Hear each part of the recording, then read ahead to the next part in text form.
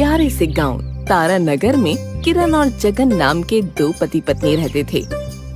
जगन एक नंबर का बेवड़ा व्यक्ति था, हर वक्त नशा किया करता था, जिससे किरण बहुत ज्यादा परेशान थी।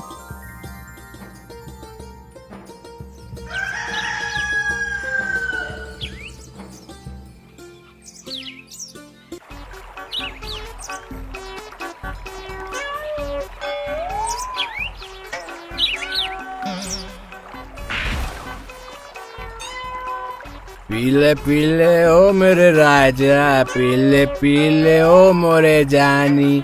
अरे जगन है मेरा नाम, रोज पीना है मेरा काम। अरे डिंका चिक्का ओए ओए। हे भगवान, पता नहीं ये बेवड़ा आदमी इस वक्त कहाँ होगा। अगर हाथ लग जाए ना तो आज इसका सारा नशा उतार दूंगी।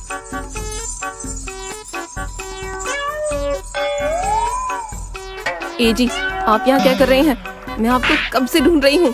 अरे भाग्यवान, तुझे दिखता नहीं क्या? मैं यहाँ नदी के किनारे मछलियाँ पकड़ रहा हूँ। अच्छा, तो आप अब मछुआरे बन गए। लेकिन आपने जो मछलियाँ पकड़ी हैं वो सब कहाँ हैं? अब तुम्हें क्या बताऊँ भाग्यवान, मैंने उन सारी मछलियों को आजाद कर दिया और वो अभी नदी में पानी पीने गई हैं। अरे आपका दिमाग तो खराब नहीं हो गया है? लगता है आज आपने कुछ ज्यादा ही पी ली। चलिए अब घर चलिए। नहीं भाग्यवान, आज मैं घर नहीं आऊँगा। आज मैं इन सारी मछलियों को घर लेकर ही आऊँगा। इस मूर्ख आदमी को कौन समझाए कि इसके पास मछलियाँ पकड़ने का कोई जाल ही नहीं है। इतना कहकर किरण गुस्से में अकेले ही घर चली जाती है। अरे ये बोतल इतनी जल्दी कैसे खत्म हो गई यार? अब इस बोतल का इस दुनिया में कोई काम नहीं है। जैसे ही जगन उस बोतल को पीछे की तरफ फेंकता है, तभी वो बोतल जाकर एक कुत्ते को लग जाती है और कुत्ता जगन के पीछे पड़ जाता है। अरे भागो यार, अरे कुत्ते मेरे पीछे क्यों पड़ गया रे? अबे कोई बचाओ यार। अबे अबे अबे कुत्ता काट ले यार मुझे यार। फिर जगन भागते भागते अपने घर पहुंच जाता है। अरे भाग्यवान, मुझे बचा लो, नहीं तो ये कुत्ता मुझे काट लेगा। अरे कोई बचाओ यार। अरे कहाँ है कुत्ता? आप खामखा ही डर रहे हैं, यहाँ कोई कुत्ता नहीं है। बाप रे, आज तो मैं बाल बाल बच गया यार। अगर कहीं वो कुत्ता मुझे काट लेता ना तो मुझे 14 इंजेक्शन लगाने पड़ते।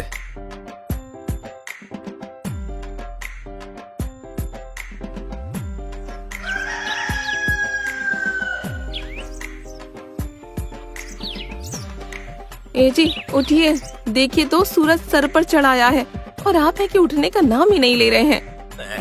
अरे क्या हुआ भाग्यवान, तुम मुझे सुबह सुबह मुर्गे की तरह क्यों जगा रही हो? चलो अब जाओ यहाँ से और मुझे सोने दो। ये कहकर जगन फिर से सो जाता है। हे भगवान, मैंने क्या पाप किए थे जो मुझे ऐसा आलसी कामचोर पति मिला। बस दिन भर सोते रहता है। किरण जगन को बहुत जगाती है, लेकिन जगन उठता ही नहीं है। लगता है ये ऐसे नहीं मानेंगे, अब घी टेढ़ी उंगली से ही निकालना होगा। अरे कोई बचाओ। अरे किरण, ये तुम क्या कर रही हो? मुझे बहुत तेज लग रही है। अरे किरण, मुझे छोड़ दो। बहुत हो गया आपका रोज रोज का, मैं अब आपको और नहीं झेल सकती। काम धंधा कुछ करते नहीं है जिससे हमें 2 वक्त का खाना नसीब हो जाए। अब जाइए और कुछ कमा कर लाइए। और हाँ, पैसों के बिना इस घर में कदम मत रख देना। अरे भाग्यवान, तुम चिंता क्यों करती हो?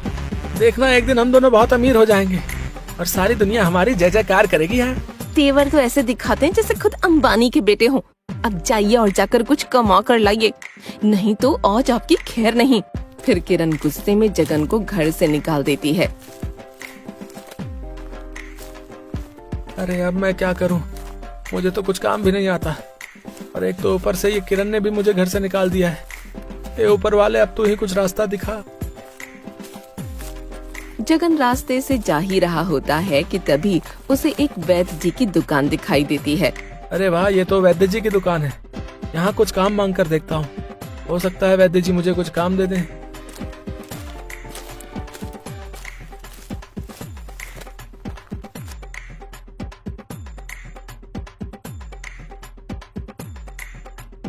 अरे वैद्य जी, ओ वैद्य जी, अरे सुनिए तो। अरे मुझे आपसे थोड़ा काम है।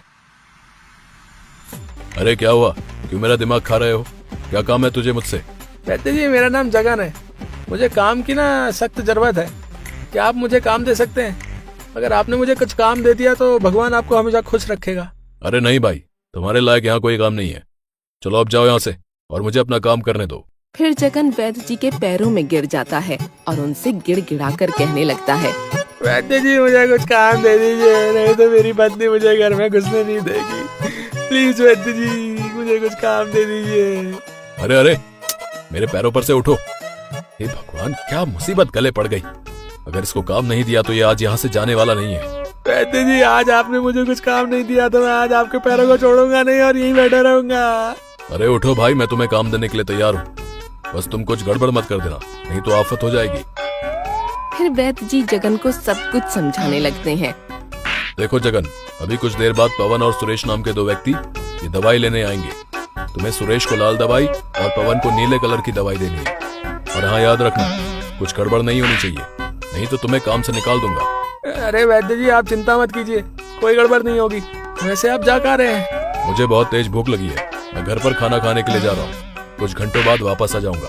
ये कहकर वैद्य जी अपने घर पर खाना खाने के लिए चले जाते हैं और जगन दुकान को संभालने लगता है। किरण बहुत कहती है ना मुझसे मैं कभी कोई काम नहीं कर सकता। आज मैं उसको दिखा दूंगा कि जगन क्या चीज है। कुछ देर बाद पवन और सुरेश नाम के दो व्यक्ति दुकान पर आते हैं। अरे भाई, तुम कौन हो? हैं? हमने तो तुम्हें इस दुकान पर पहले कभी नहीं देखा। और वैद्य जी कहाँ हैं? मेरा नाम जगन है और मैं इसी दुकान पर काम करता हूँ। और वैद्य जी अभी घर पर खाना खाने गए हैं। अरे भाई, मेरा नाम सुरेश है और मुझे काफी दिनों से दस्त लग रहे हैं।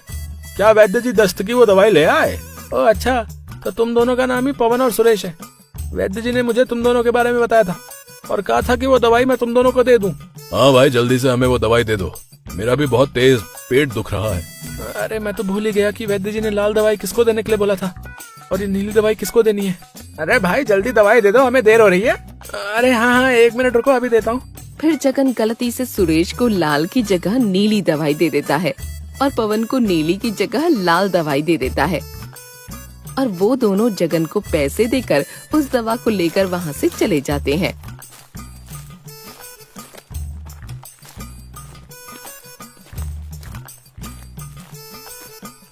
अरे ओ जगन, क्या सुरेश और पवन यहाँ दवाई लेने आए थे? हाँ वैद्य जी, मैंने उनको वो दवाई दे भी दी। ये लीजिए उन दवाइयों के पैसे। अरे वाह, मुझे ऐसा लगता है कि तू जल्द ही मेरी तरह एक सच्चा और अच्छा वैद्य बन जाएगा।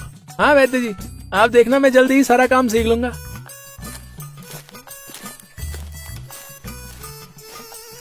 अरे वैद्य जी, आपने हमें कौन सी दवाई दे दी? इससे तो दस्त बंद होने की जगह और बढ़ गए। और मेरा तो केवल पेट ही दुख रहा था, अब तो उल्टी और दस्त दोनों चालू हो गए। पवन और सुरेश की बात सुनकर वैद्य जी को बहुत ज्यादा डर लगता है और फिर वो डरते हुए जगन से कहते हैं, क्यों रे जगन, तूने इनको कौन सी कलर की दवाई दी थी? मैंने तुझे कहा था ना कि सुरेश को लाल दवाई और पवन को नीली दवाई देनी है। मुझे माफ कर दीजिए वैद्य जी, मैंने गलती से इनको गलत दवाई दे दी। कृपा करके मुझे माफ कर दीजिए, मुझसे बहुत बड़ी गलती हो गई। तूने इतनी बड़ी गलती कर दी और तू कहता है कि मैं तुझे माफ कर दूं? रुक, तुझे अभी बताता हूँ। अरे कोई बचाओ, नहीं तो ये वैद्य आज मुझे छोड़ेगा नहीं। अरे पवन और सुरेश, मुझे वैद्य जी से बचाओ भाई। अबे साले, तूने हमारे दस्त लगवा दिए हैं और तू कहता है कि हम तुझे बचा लें? तुझे तो सूली पर लटका देना चाहिए। अरे वैद्य जी, अरे इसको इतना मारो कि इसकी सारी अकल ठिकाने आ जाए। हाँ, और ये भूल कर भी कभी ऐसा काम ना करे। मारो साले को। अरे वैद्य जी, मुझे छोड़ दो प्लीज, मुझे जाने दो। और फिर जगन वहाँ से भाग जाता है। आज तो मैं बाल बाल बचा, नहीं तो वो वैद्य आज मेरी चटनी बना देता। अरे भाई जरा हटना, मुझे इस पेड़ पर चढ़ना है। अरे भाई पेड़ पर तो मैं तुम्हें चढ़ जाने दूंगा, लेकिन तुम पेड़ पर चढ़कर करोगे क्या? अरे तुम्हें इस पेड़ पर लगा इतना बड़ा मधुमक्खी का छत्ता नहीं दिख रहा है क्या? बस मुझे इसी छत्ते को तोड़ना है। तो तुम इस छत्ते का अचार डालोगे क्या? अगर तुम्हें कहीं मधुमक्खियों ने काट लिया तो तुम्हें मोटू राम बना देंगे काट काट के। अरे नहीं भाई, इस छत्ते में मधुमक्खियां नहीं है। मैंने कल ही सारी मधुमक्खियों को भगा दिया था और आज मैं इसका शहद लेने आया हूँ। अच्छा भाई ये बताओ कि तुम इस शहद का करोगे क्या? इस शहद को मैं बाजार में बेचूंगा, जिससे मुझे बहुत ही अच्छे पैसे मिलेंगे और मेरे घर का खर्च आराम से चल जाएगा। अरे वाह, ये तो एकदम लल्लन टॉप आइडिया है। अब से मैं भी मधुमक्खी के छत्ते में हाथ डालकर बहुत सारा शहद निकालकर उसे बाजार में बेच दूंगा। फिर जगन एक ऐसे पेड़ को ढूंढने लगता है जिस पर मधुमक्खी का छत्ता लगा हो और कुछ देर बाद उसे एक पेड़ दिखाई देता है। अरे वाह, इस पेड़ पर कितना बड़ा मधुमक्खी का छत्ता लगा है। अगर मैंने इस छत्ते में से शायद